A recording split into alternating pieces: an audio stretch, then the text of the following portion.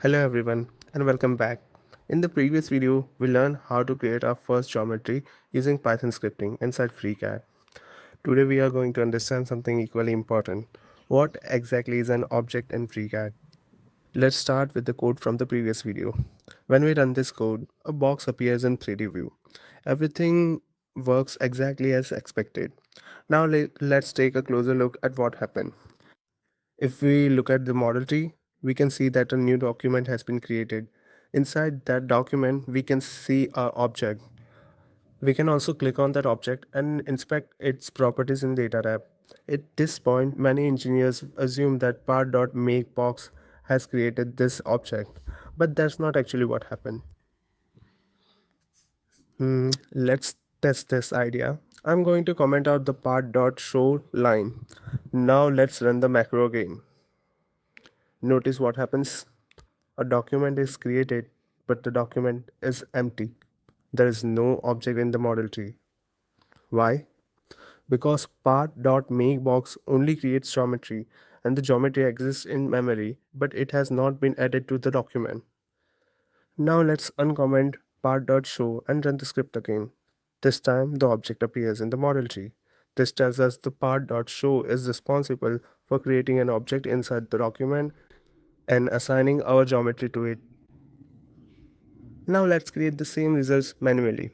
Instead of using part.show, we'll write object is equal to document dot add object part feature, and we'll name the object, and then we'll assign this shape we had created to this object and recompute the whole thing. See, when we run this code, the final geometry looks exactly the same. However, this time we created the object ourselves. We choose the object type, we chose the object name, and we decided exactly what appears in the document tree. In other words, we have little more control over how the document is organized. In fact, this is very similar to what part.show does internally. Part.show is simply doing these steps automatically for us. Now let's look at the another type of object. Now, instead of creating a generic part feature object, let's create part box object.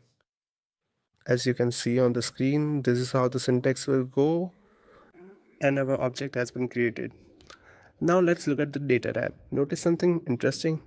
This object contains properties such as length, width, and height.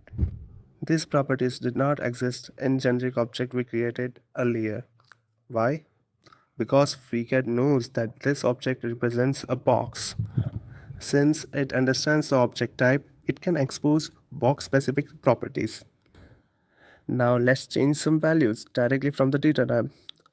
Notice that as we change the values, the geometry updates automatically in the 3D view. This is one of the advantages of using specialized objects. The object is not just storing geometry, it is also storing information about how that geometry should be generated. And of course, we can also control these properties through Python. Like, I'll show you box dot length equals to whatever we want to give, box dot width and height. And let's just recompute this whole document. When we recompute the document, the model updates again. This allows us to control the geometry programmatically while still taking advantage of the object's built-in properties. At this stage, you don't need to think about large assemblies or complicated CAD models. The important idea is simply this. Part.makeBox creates geometry, part.show creates an object and places that geometry inside that object. Document.addObjects allows us to create and manage those objects ourselves. For simple scripts, either approach can work. As our projects become larger, creating and managing objects manually often gives us more control and more organized workflow. In the next few videos, we'll continue creating more geometries such as cylinders, spheres, and cone. We'll also explore different object types and continue building stronger understanding of how FreeCAD scripting works behind the scenes. Thank you for watching, and I'll see you in the next video.